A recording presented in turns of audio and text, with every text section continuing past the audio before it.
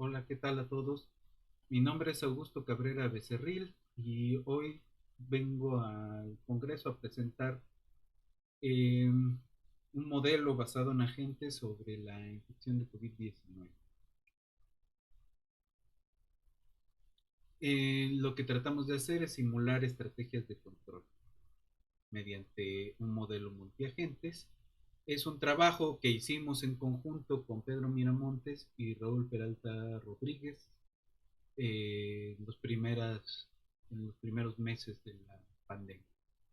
Eh, la modelación de la epidemia de SARS-CoV-2 pues, es un asunto importante, pero muchas veces se recurrió a modelos tipo SIR para tratar de hacer aproximaciones y el principal problema de ese modelo es la hipótesis de las poblaciones bien mezcladas, donde cualquiera puede infectar a cualquiera y cualquiera puede ser infectado por cualquiera. Pero lo que nos interesa a nosotros, en términos de ganar realismo, pues es la movilidad humana.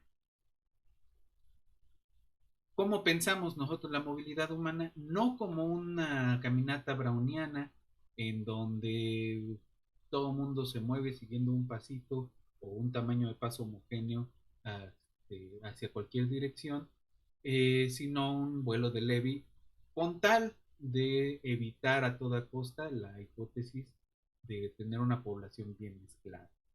Entonces nosotros usamos un modelo basado en agentes, que consiste de tres ingredientes principales: agentes, que son en nuestro caso personas, un ambiente donde viven, donde habitan estos agentes, que pueden ser retículas, pueden ser redes, pueden ser cajitas o pueden ser proyecciones de un sistema geográfico de información. Nosotros usamos retículas planas y el otro ingrediente pues, son reglas de interacción entre los agentes, que casi siempre son reglas locales, y reglas de interacción con el ambiente. Eh, Ahora, COVABM es un modelo basado en agentes para la enfermedad de COVID-19, para centros urbanos pequeños agrupados en una gran metrópoli o megalópoli.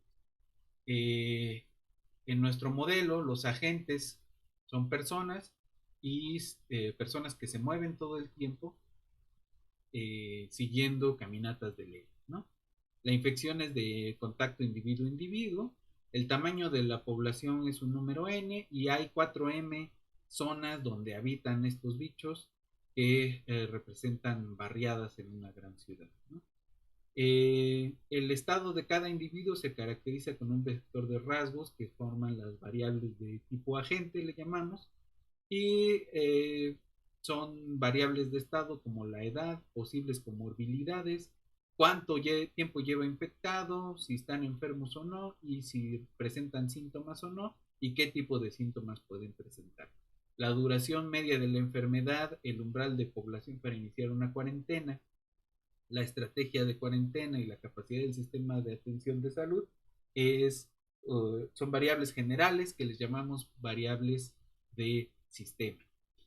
Eh, la dinámica epidemiológica pues está repartida en cuatro compartimentos esencialmente: de susceptibles, infectados asintomáticos, infectados sintomáticos y individuos esclarecidos que podrían, si sobreviven, tener una inmunidad parcial temporal.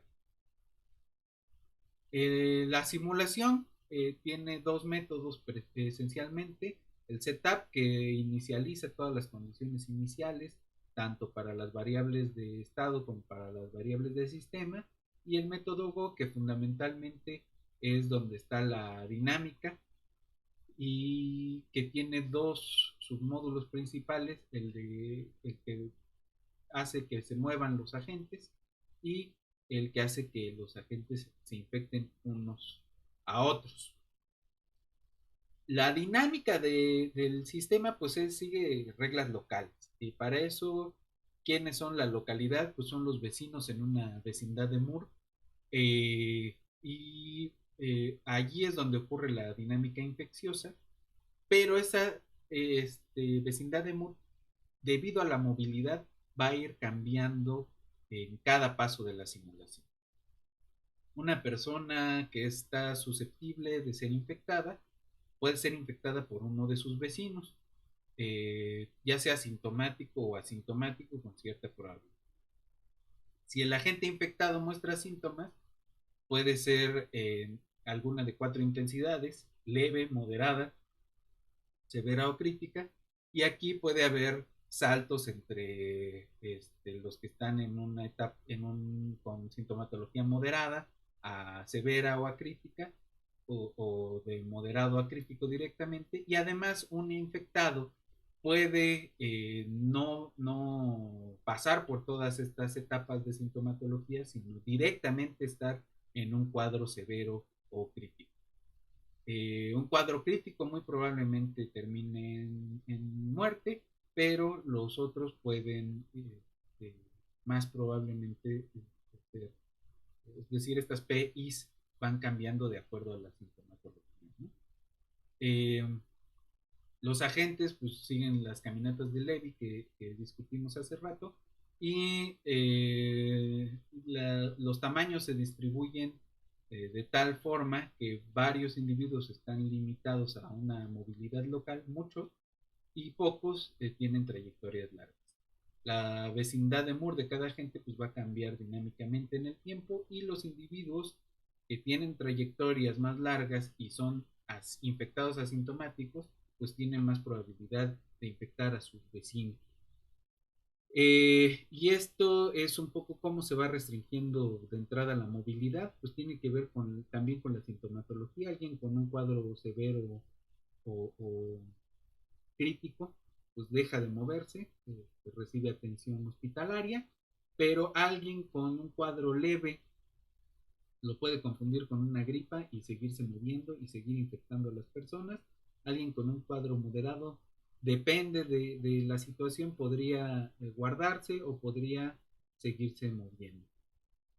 ¿Cómo modelamos la cuarentena? Pues es un estímulo externo que restringe la movilidad de las personas, con un umbral que le llamamos QT, y con alguna de 3 estrategias, que puede ser restringir solo de los uh, infectados que muestran síntomas, o 30% de la población o 80% de la población. Estas dos son pues, cuarentenas, una más o menos suave y la otra más estricta, ¿no? Eh, Además tenemos que modelar el carácter de los individuos, ¿no? Todos vimos esta campaña de propaganda: quédate en casa, Susana a distancia, usa cubrebocas, no fumes. Pero la pregunta es ¿cómo sabemos que las personas van a seguir las instrucciones? Pues la respuesta es no siempre, y para ello lo modelamos con un parámetro de responsabilidad que mide qué tan disciplinadas son las personas para seguir las instrucciones de las autoridades sanitarias. Y otro parámetro que tiene que ver con la responsabilidad de la autoridad, que es la eficacia de la información, ¿no? Qué tan bien fluye y también llega hacia las personas. Ambos son índices entre 0 y 1, y nada más que la eficacia pues se mide para todo el sistema y se va cambiando de acuerdo a la simulación, a la corrida de la simulación, y la responsabilidad pues sí se distribuye entre los individuos, ¿no?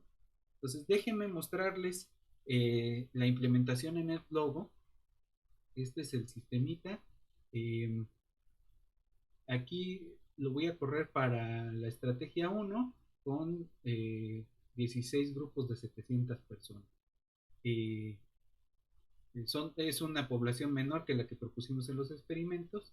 Y bueno, nada más quiero que se fijen en estos patrones de azules claros, que son las zonas de más alto índice de contagio, ¿no? Es donde se están juntando más contagiados, y los individuos que se están moviendo se mueven porque o bien no han sido infectados o bien ya esclarecieron de la enfermedad, ¿no?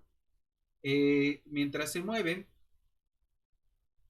forman redes de contacto y esas redes de contacto es donde ocurren los contactos. Este es nada más un ejemplo de cómo se ven estas redes.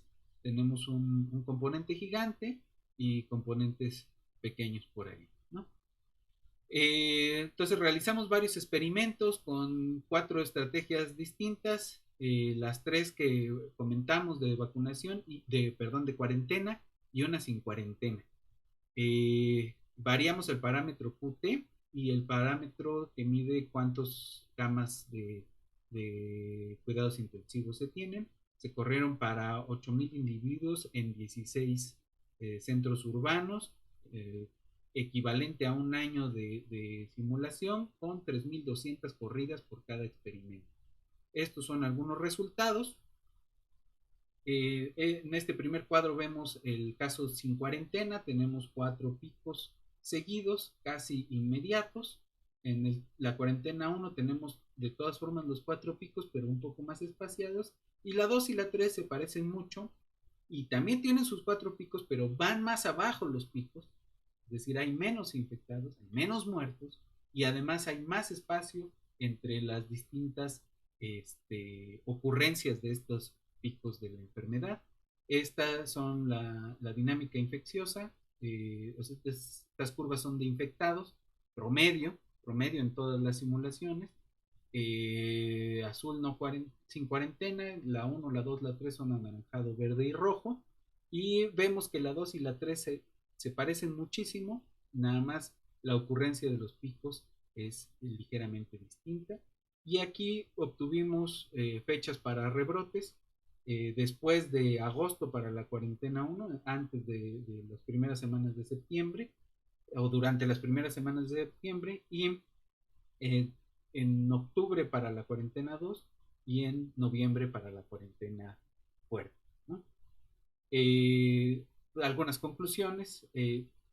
¿Seguimos utilizando modelos tipo SIR o no? ¿Cuándo los usamos y cuándo necesitamos más herramientas? ¿Cuándo tenemos la oportunidad de usar mezcla homogénea en la población y cuándo tenemos que desecharla completamente?